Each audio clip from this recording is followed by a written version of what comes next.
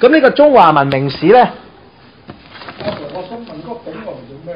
係啊，嗱，我哋陣間會講，因為今堂嘅最後就係講青銅器，會詳細講啦。即係正話講就未開始講就簡單解釋啦。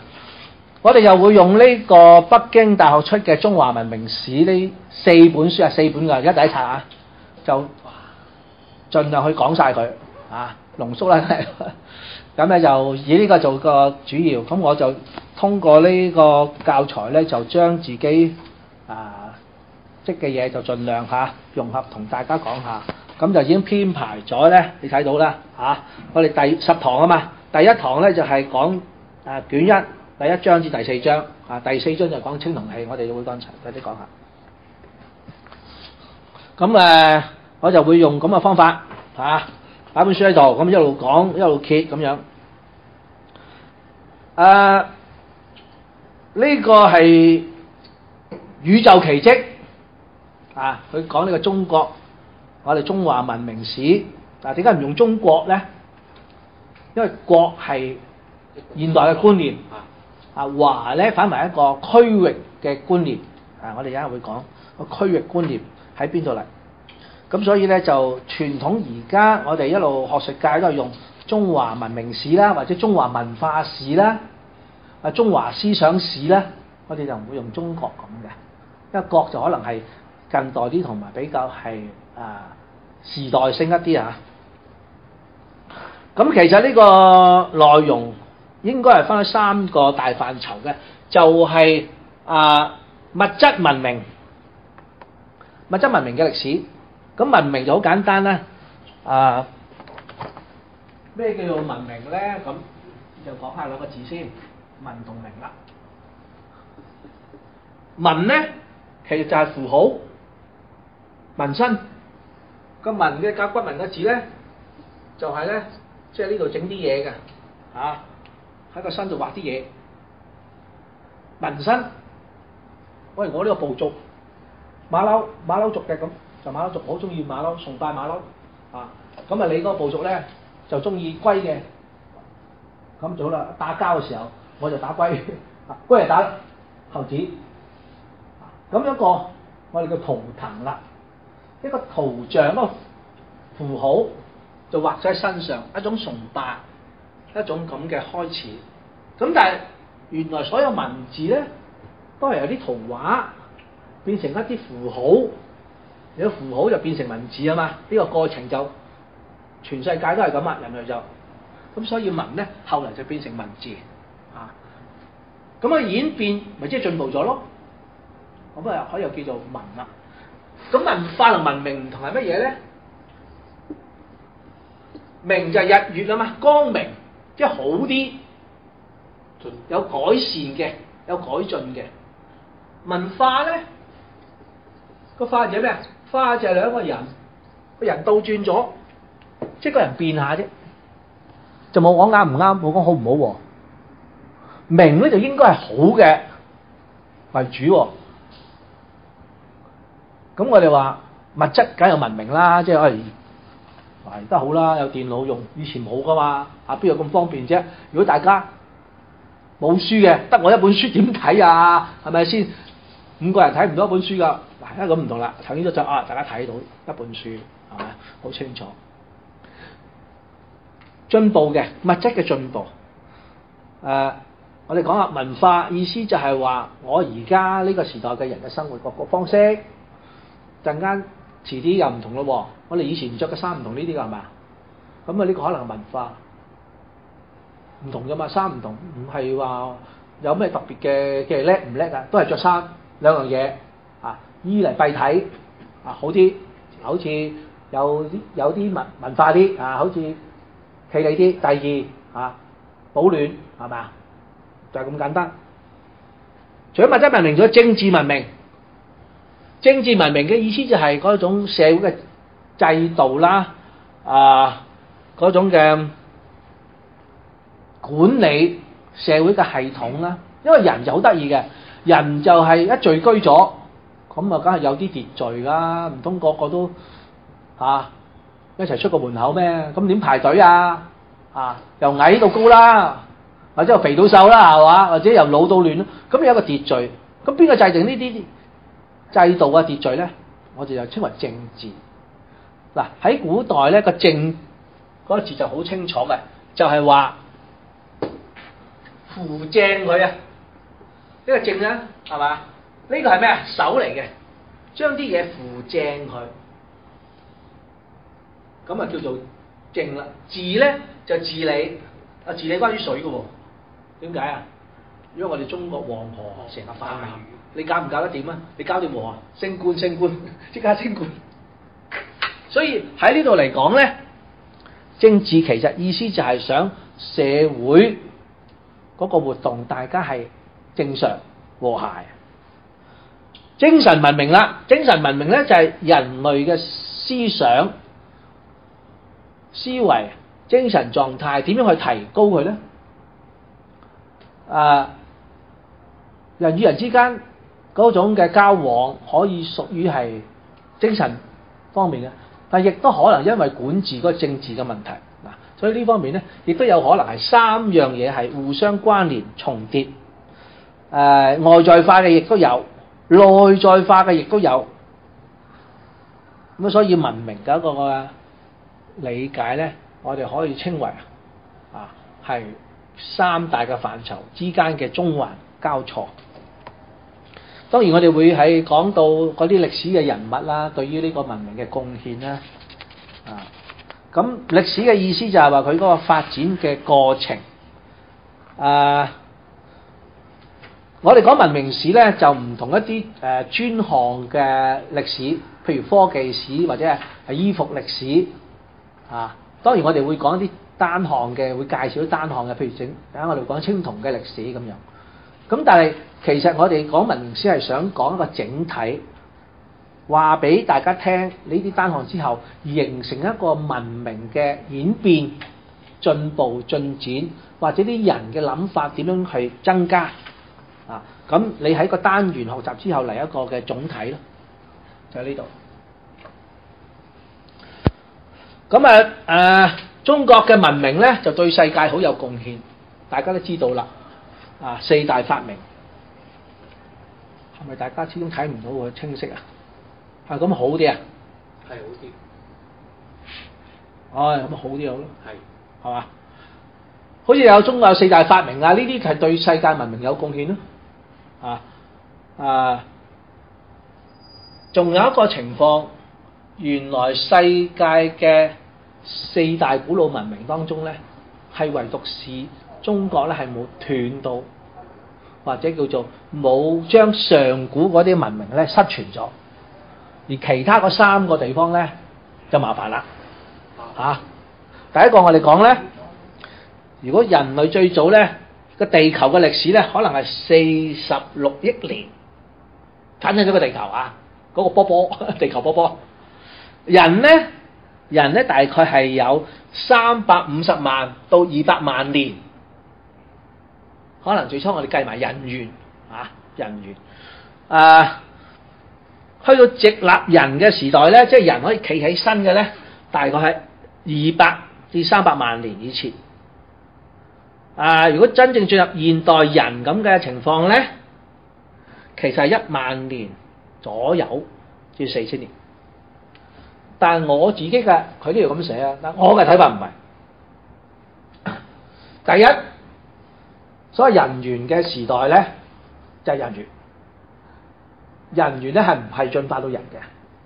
有好多人已經咧唔同意達爾文嘅進化論啦，認為人咧撲一聲突然間啲躍升嘅，即係嗰種進化就唔係進化，突然間變咗嘅。我認為係咁。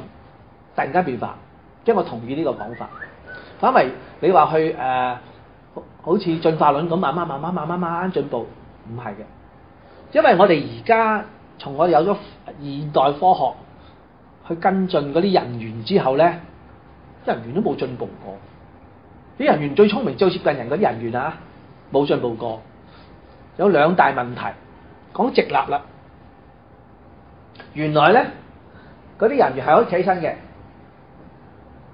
但係叫佢行路咧，得唔得？佢行得嘅喎，2-3步之後，佢佢即刻隻手拋開住佢。第一，佢個重量咧，個身嘅重量咧係特別大，隻腳咧唔合比例嘅，即係承受唔起嘅。第二咧，佢腰骨咧唔係學人㗎，有少少彎咁樣，有個彈弓力嘅。即係我哋咁行咧，就因為彈力，嗰時輕咗。因為你有個彈弓㗎嘛，就覺得輕咗啦。如果你冇個彈力嘅時候，哇，個身就壓住咯，壓住隻腳咯。正正我哋有少少咁彎咧，就有個彈力。第二個最大分別係咩咧？原來人都好犀利嘅，人有個語言識別系統個腦啊。你講咩咧？我哋聽埋埋。我識講嘢㗎。如果識個細路仔咧，中國人嘅細路仔，你放喺瑞典，你跟住嗰啲人咧，識講瑞典話㗎啦。但係咁識講中文，因為群住嗰啲係瑞典人，唔使教㗎。原來語言唔使教喎，喺人類嚟講。仲有喎，仲要創造，全世界幾種語言啊？哇，多到都唔知幾多種，係咪先？我哋中國嘅所謂嘅7大方言都好多啦，啊，有潮州話，有廣東話、客家話，係咪啊？北方好多話。原來人咁得意嘅，有呢個系統，動物冇，有少少嘅鸚鵡學到幾句，喂，鸚鵡嘴啊，學得個兩三句啫喎，唔得㗎喎。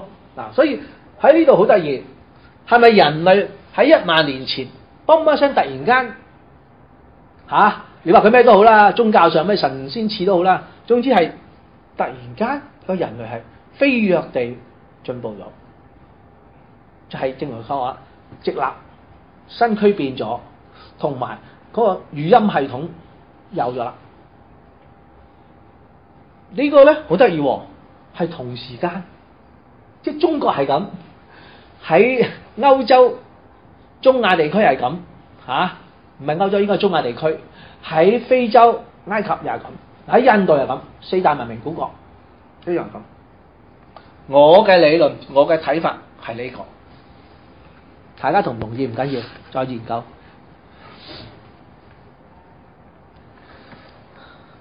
嗱，人類嘅文明，乜嘢叫文明咧？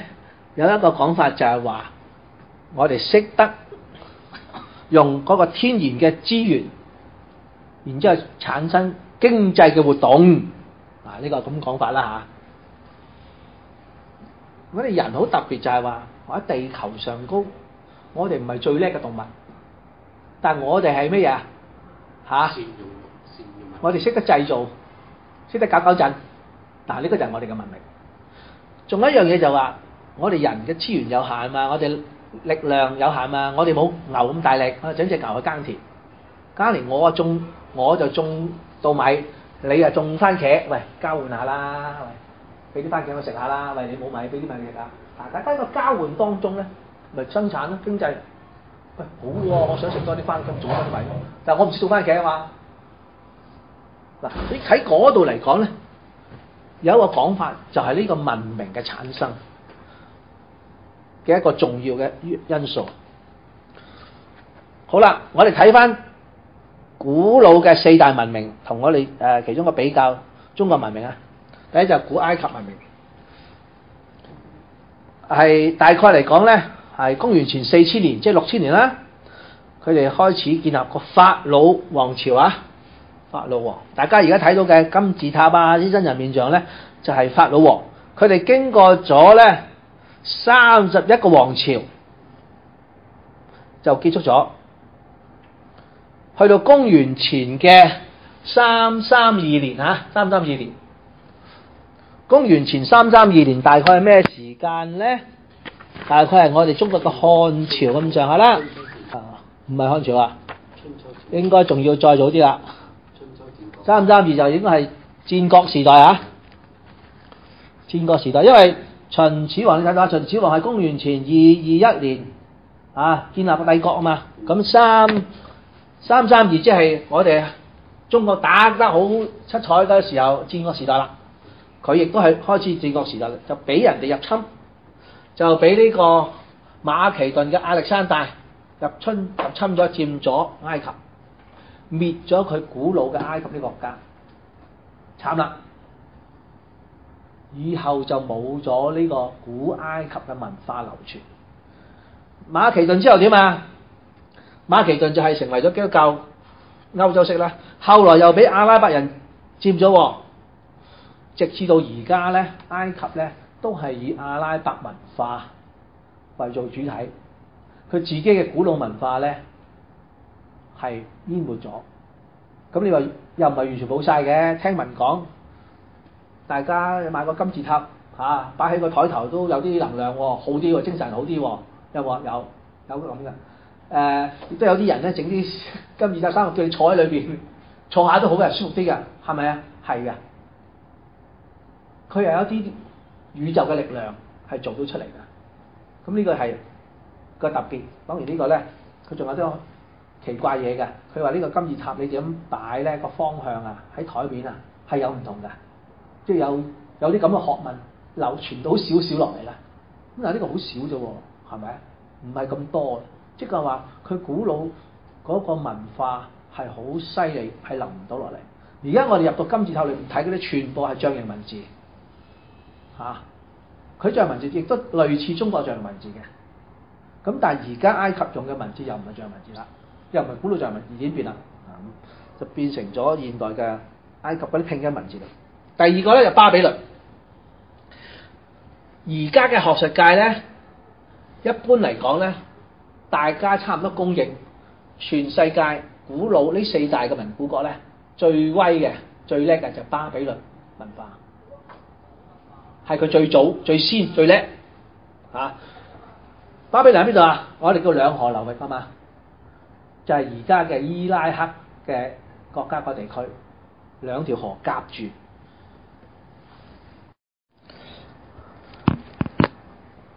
巴比倫咧嘅文化點解咁犀利咧？我個人嘅睇法咧，就因為水嘅問題啦。因為佢兩條河夾住嗰個好肥沃啊個土地，咁咪種嘢好咯，種嘢就哇好多收成咯。一個文明點樣開始咧？大家正係講啦，公認就話係有經濟交易啊嘛。但係其實係咩啊？係背後就農作嘅穩定。種田大家如果種過田就知啦，播咗種或者插咗秧之後，咪出去等收成咯。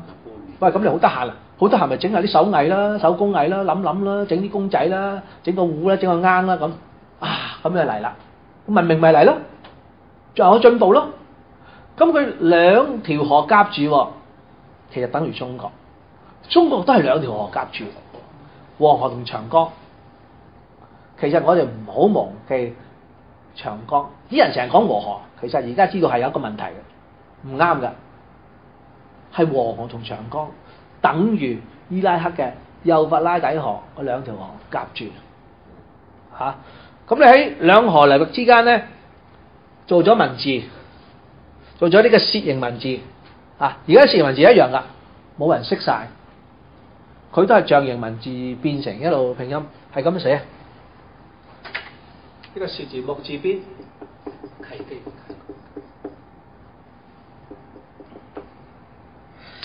冇人識晒啲字嚇。佢哋嘅象形文字咧係好過或者早過中國㗎。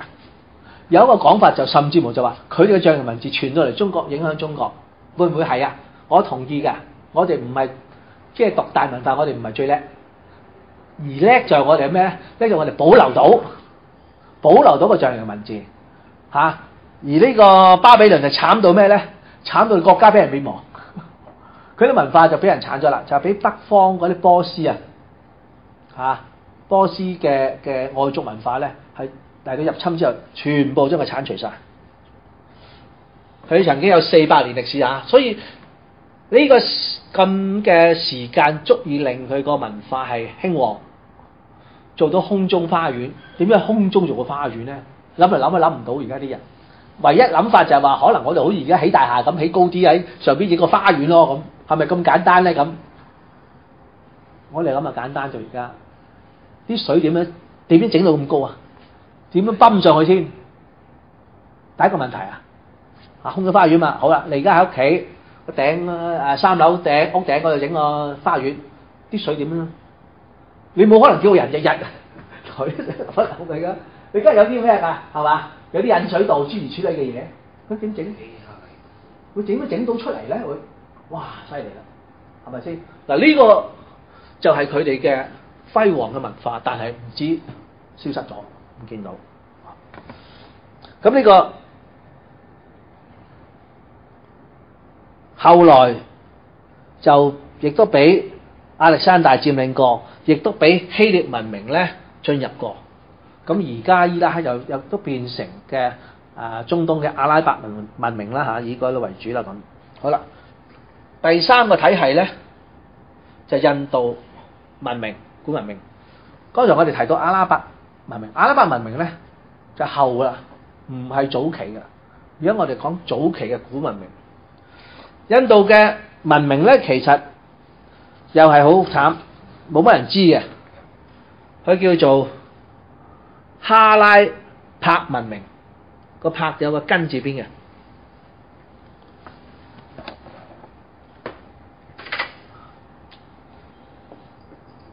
哈拉帕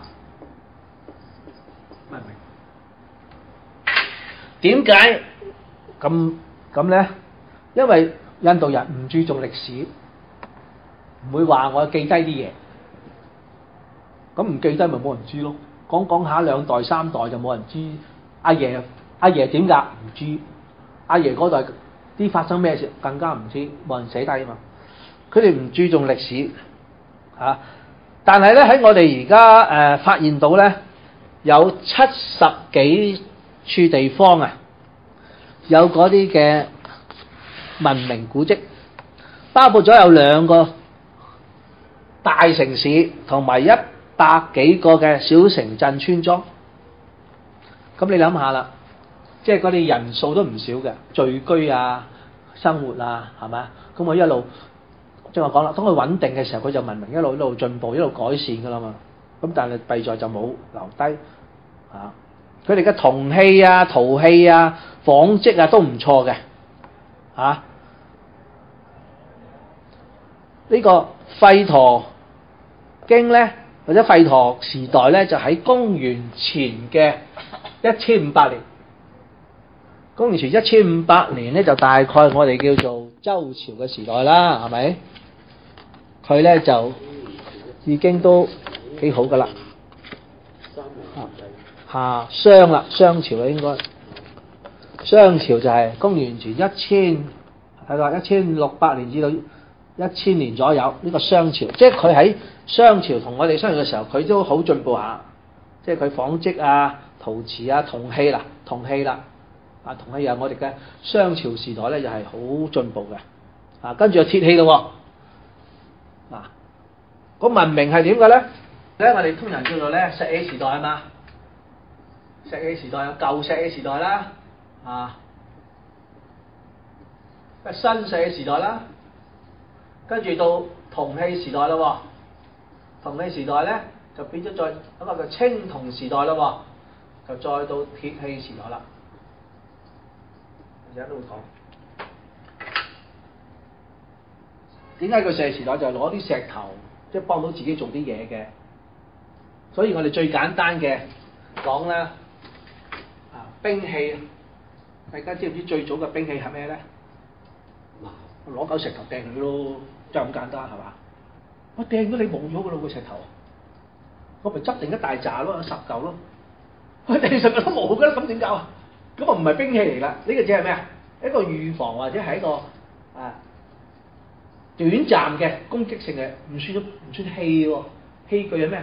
可以重複使用噶嘛？喂，你屋企都有個鑊鏟啦，你炒完飯你唔會抌咗鑊鏟㗎嘛？一粒翻㗎嘛？咁嗰啲叫做器具啊嘛。咁你諗下啦，死啦，咁啊唔好抌咗佢喎，即係點啊？個石頭揾啲樹枝揾啲嗰藤啊揸住佢，揸住個石頭一個樹枝樹變成咩啊？石斧啦，嗰個野獸走埋嚟，我咪打佢咯，打交咪可以大家打咯。我打你唔會甩咁嘅石頭，如果紮得好係嘛，起碼打幾次先甩啦。咁啊冇嘅。所以石斧咧就係最早嘅兵器，所以個兵字咧係咪啊？個根就係斧頭，呢兩粒就係手，就係、斧頭。個兵字就係個石斧，個斧頭用石做嘅斧頭。咁後來當然啦，有個金屬用金屬啦，金屬係利啲啦嘛，可以磨利，石頭都磨利嘅喎，係咪先？初可能唔磨利，唔係喎，磨利得喎，佢磨利啲咯。後來用當然金屬更加係鋒利啦，比石頭。又銅，即係鐵啦。銅咧，初銅咧就軟嘅，青銅咧加咗啲嘢落去就硬啦。青銅就硬嘅金屬嘛，硬嘅銅係軟噶嘛。鐵咧就更比銅更硬。啊，鐵嘅冶煉方面咧，就嗰個技術就要高啲，所以係後來先至揾到。所以如果以嗰個嘅物質嚟講咧，我哋嗰個文明進步就係咁咯。去到咧，我哋講啦，佢呢個吠陀時代就俾北方嘅雅利安人入侵。咁後來咧有個中興嘅，即係興起嘅時代，就叫孔雀王朝。孔雀王朝就比較係做到中央集權，就差唔多統一咗成個印度。嗱，古印度係包括咩咧？亦包括所謂而家嘅巴基斯坦包括而家甚至無嘅尼泊爾同埋不丹。嗱，我哋講過好多人都知啦，釋迦牟尼佛係印度人啊嘛，其實佢就係尼泊爾、印度北部而家嘅尼泊爾佢個地方嘅國家嗰個淨飯國啊嘛，淨飯國嘅太子啊嘛，其實就係尼泊爾。所以而家啲人話朝佛家人朝聖咧，就唔係去印度，其實去尼泊爾。古代嘅古印度係咁大範圍嘅包括而家嘅錫蘭都係屬於即係古印度嘅嗰個概念。咁咧後來咧就入侵啦，去到公元前150年至300年就俾入侵喎，俾外族入侵之後咧好混亂啦，混亂咗1000幾年。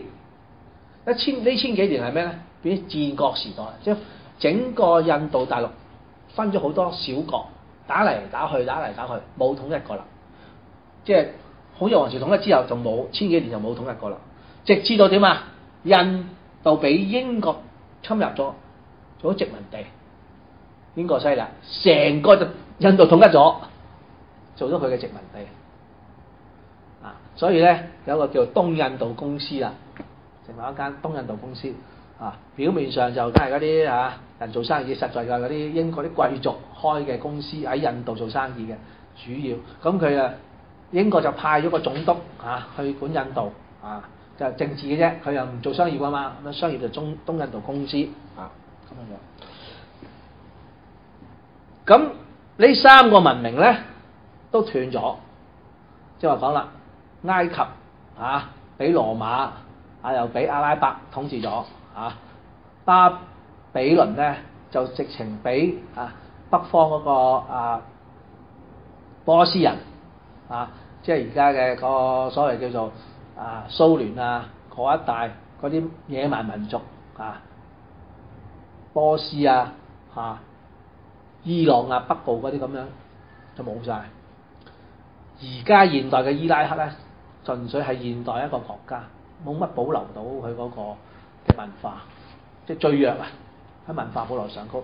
因為你埃及都好嘛，有個金字塔喺度，有個獅身人面像喺度，有嚿嘢喺度嘛，係嘛？你搬唔走佢㗎嘛？呢啲係嘛？伊拉克咧就可能俾人剷平晒，連嗰啲宗教式嘅廟宇式宗教廟宇嗰啲，因為最大嘅凝聚力嘅，但係俾人剷咗之後弊啦，你好難再起翻出嚟。因為你要好大力量嘛，要揾好多人力、物力、財力先起到噶嘛，係咪先？咁你唔係再容易嘅，所以而家嘅伊拉克就冇咗啦。咁印度咧亦都一樣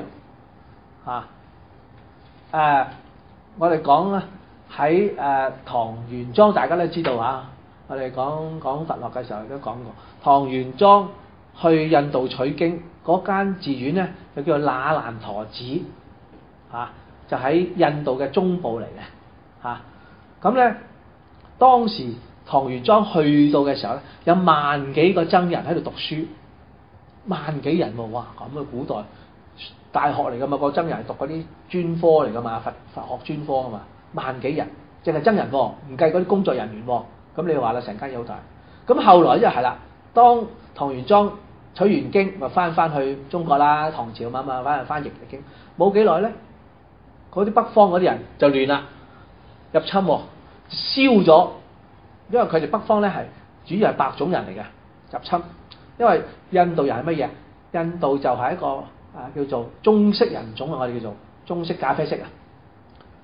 入侵之後咧，佢燒咗佢，破壞個文化啊嘛，燒咗3個月啦，呢間那蘭陀寺。咁你話幾大幾多嘢咧？但係燒晒，即係等於我哋嘅秦始皇嘅阿房宮啊！秦始皇嘅阿房宮係咩啊？將6國佢7國啊嘛，戰國7國，佢統一咗其他打敗6國，所有嘅文物財寶全部收翻咗嚟，擺喺阿房宮。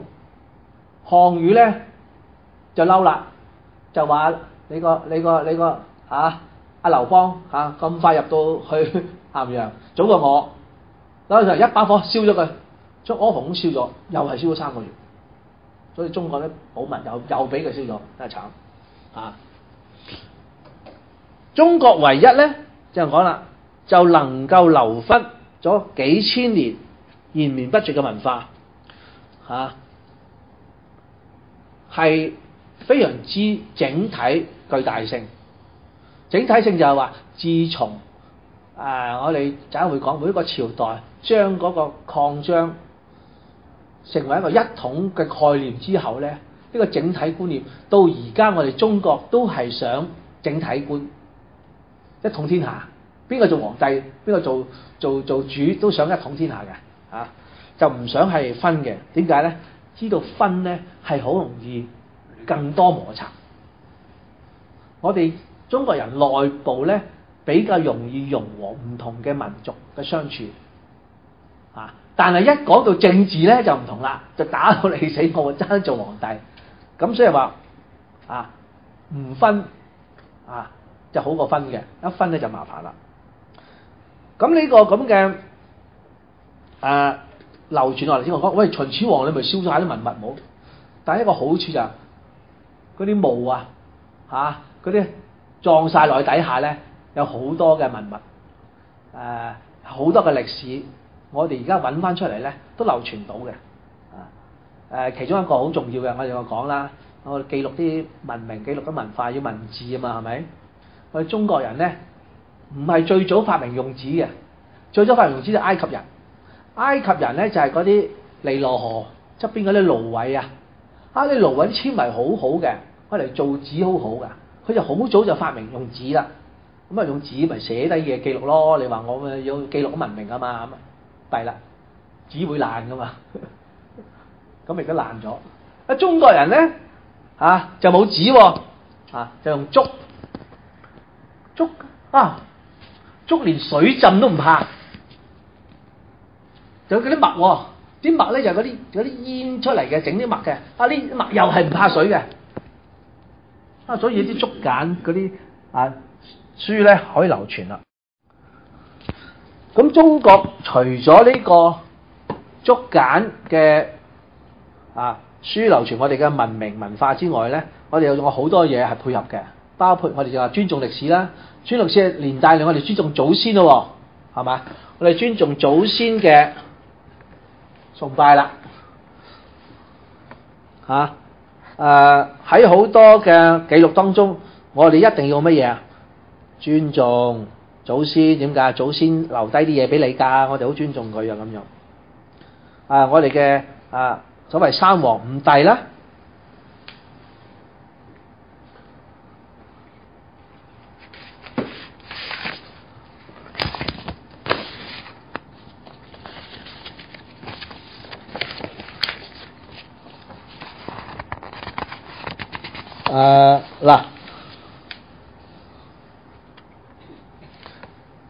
佢呢個劉教授咧佢講啦，文明係意味着秩序嘅生成。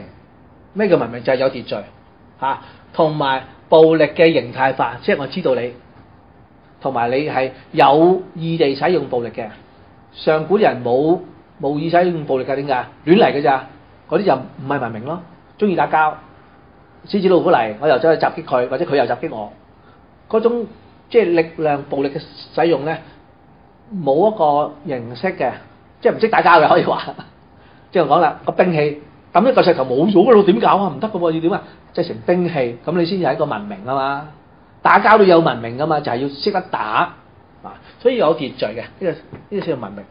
有秩序係可預見性嘅，即係話我識得整個石頭嘅斧頭啦，我打完你之後，我仲保留住我呢個武器嚟嘅啊。變成因為有咗秩序啦嘛，嗰啲暴力係邊緣化同埋污名化，即係唔啱嘅，我哋唔應該用暴力嘅。咁就係我哋嘅文明嘅進步啦，但係文明咧係有差等嘅，即係有唔同嘅，係有重要與唔重要同埋嗰個情況唔同。佢係稱為叫同心圓，即係話文明可能有核心嘅就係思想啦、精神文明啦，外圍嘅就可能係啲制度啦、政治嘅制度啦，再外圍嘅可能就係一個嘅物質文明啦，因為物質文明變化得最快啊嘛，咁樣。好啦，關於三皇五帝嘅講法咧，就好多種講法嘅。呢度其中嘅講法，三皇就1、2、3就三皇，4、5、6、7、8就係五帝咁。咁其實喺古書咧，三皇五帝咧就好多種講法，即係只不過略略同大家俾大家睇下。但係我哋唔論佢邊種系統講三皇五帝咧，我哋都好尊重，就認為佢係我哋中國人嘅祖先帶俾我哋文明教識我哋着衫啦、耕田啦，係咪起屋啦咁樣？咁呢啲都係我哋好尊重前人嘅嗰種嘅想法，亦都我哋覺得咧，因為所有嘢都係同一個根源而嚟嘅，同一個宇宙而嚟嘅。好似華南，好似老子講嚇，夫物芸芸，各復歸其根。所有嘢都係同一個根源嚟嘅喎，其實我哋唔知根源嘅喎，因為唔知根源就認為佢一樣一齊。華南師講啊，萬物有所生，而獨之守其根。所有嘢都係咁生出嚟㗎啦，咁佢生出嚟梗有個根本㗎，根本係咩？宇宙而嚟咯。咁呢個宇宙。咁我哋人都係喎，宇宙其中一樣東西物質，一齊啫，都係一樣啫。嗱，喺呢個咁嘅睇法咧，對於物質個珍惜就非常好啦，平等啦，又可以話愛惜啦。所以點解我哋冇個古代話，我哋中國人冇環保嘅思想？其實呢個因為平等就環保啦，有愛係愛佢啊，唔單止平等係愛護佢，我哋同一根源而嚟噶嘛，即係話如果大家兄弟嚟嘅喎，同埋個父母生嘅都要互相幫助啦。將呢個演變成為萬物平等咁我哋咪知道大家同一個根源，大家都愛護咯。我哋人要點樣啊？天行健，君子以自強不息。我哋人要創造文明，就不斷去做咯，靠人去做啊。因為人係點啊？人係講緊好特殊嘅存在。而呢個特殊存在咧，又好叻喎，叫三才嘛。三才係天地人為之三才。喂，最有才能嗰係邊個？原來人，因為人可以喺大地用晒大地所有呢個地球物質，我話事，我點用就點用啊！用完之後點啊？仲要創造一啲嘢，呢啲嘢我哋稱為文明。可以係思想，可以係制度，可以係我哋嘅物質嘅享樂、享受。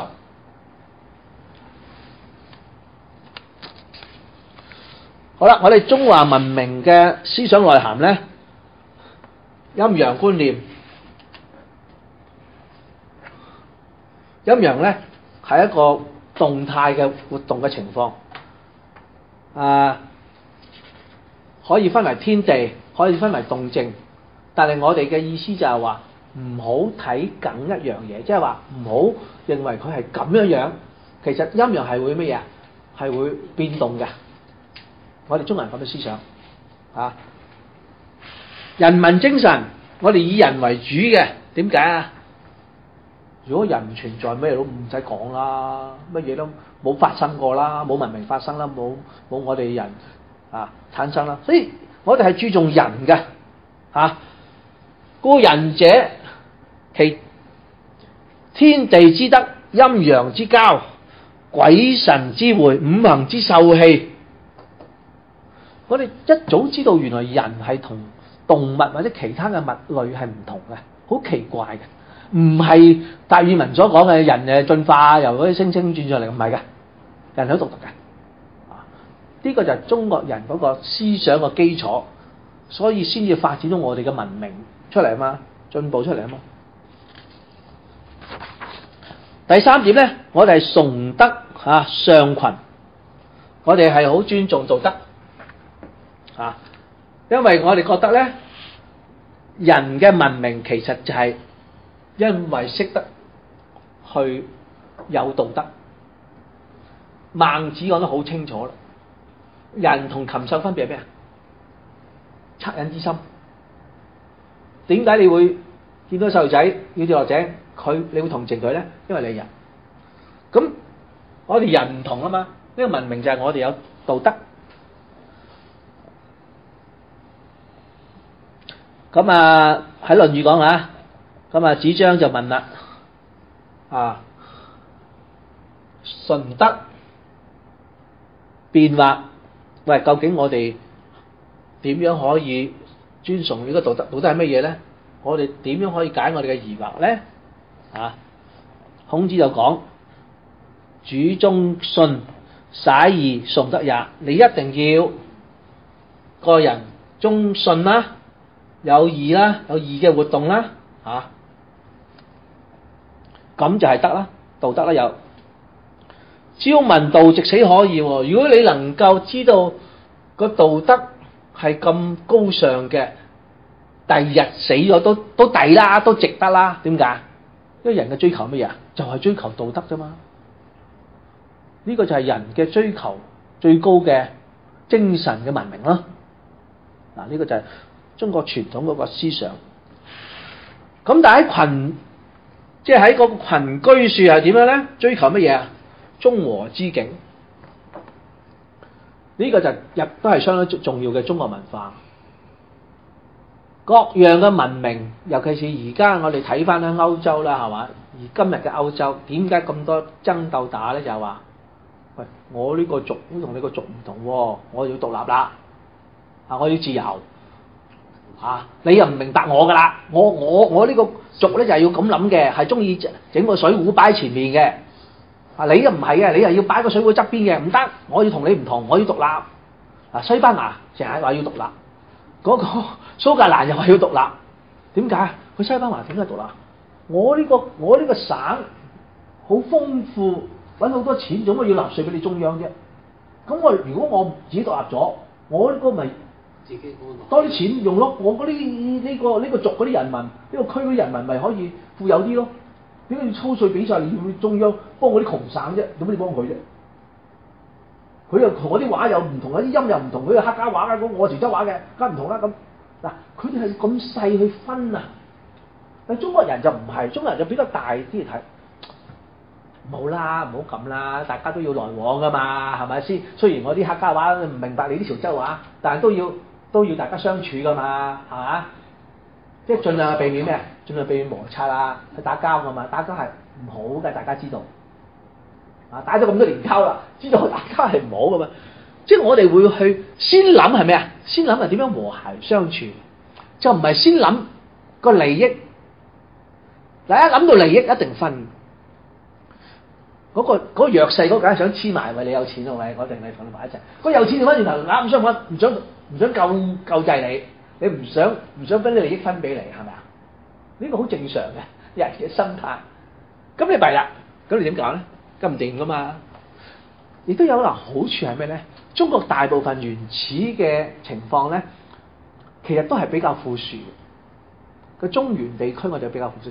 其實蒙古啊、外族呢啲咧，係初唔納入版圖啊，唔算我哋中國文明嘅喎。係好在乜嘢？好在清朝同我哋打江山，清朝就大一統，之後連呢嗰啲咩蒙古啊、西伯利亞，連西伯利亞全部係清朝㗎。後來先分咗俾俄羅斯，割咗俾佢啫嘛，好慘㗎，係咪先？如果你話計埋啲，哇，全部都係中國嘅，哇！而家中國好大㗎嘛，咁就算而家割咗啦，但內蒙古都係中國啊嘛，有蒙古人啊、西藏咁。以前一路傳統以嚟，西藏啊、蒙古呢啲唔算中國，但係而家唔係啦，而家又咁大，係清朝幫佢打江山㗎嘛。但係就算唔係計嗰啲啦，你潮州啊、四川啊。四川話幾難聽啊！鄧小平講嘢冇乜人識聽嘅，其實佢啲所謂國語，其實你四川話多過國語，係嘛？咁根本係咩啊？根本都係好複雜嘅，但係中國人都忍耐得到，係嘛？起碼即係話喺個基礎上高，我哋唔係一開始就諗住要揾啲咩着數啊，點啊咁。所以喺呢個中和嘅思想係好重要嘅一個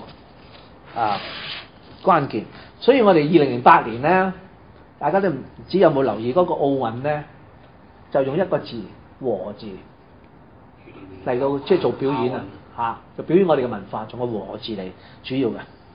好啦，第五就係整體思維啦，即係我哋覺得人喺嗰個天地之間生活唔係自己一個人噶嘛，咁梗係好多嘢關聯噶嘛。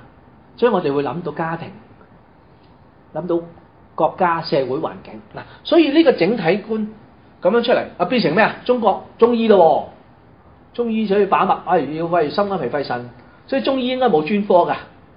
但係而家咧就麻煩啦，喂，你唔專科收唔到貴，咁即係中醫眼嘅專科，喂，中醫講眼係關乎個肝㗎嘛，唔係淨係你眼有事，可能你肝有事㗎嘛。係咪？咁呢隻眼嘅專科咁即係點啫？唔使醫個肝啊，西醫就得，中醫唔係噶嘛。嗱，所以自古以來我哋就係一個比較全面嘅個睇法。嗱，呢幾樣嘢係乜嘢啊？係令到我哋嗰個文化係可以積聚，有積聚先一路發展啊嘛。呢個文明先有進步啊嘛。所以英國學者李約瑟就講啦，我哋中國咧個古代哲學叫咩啊？通體相關的思維，係咪啦？通體相關的思維係我哋中國嘅重要嘅古代嘅哲學嘅集大成，而且我哋咧好重要喎。也許現代化嘅歐洲嘅自然科學理論基礎應該歸功於莊周、周敦頤、朱熹等人。要比世人至今所認識到嘅更多。哇！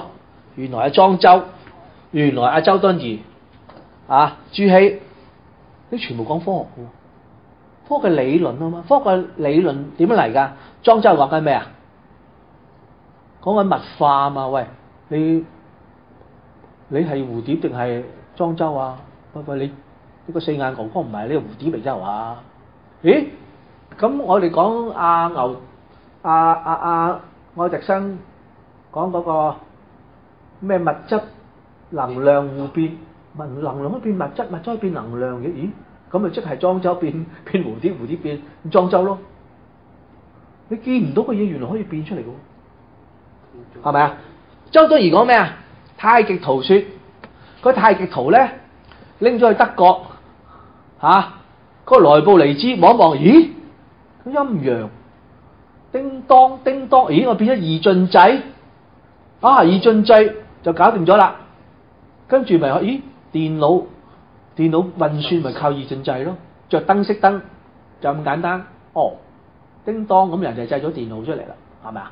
咁呢啲理論喺邊度嚟㗎？喺中國嚟。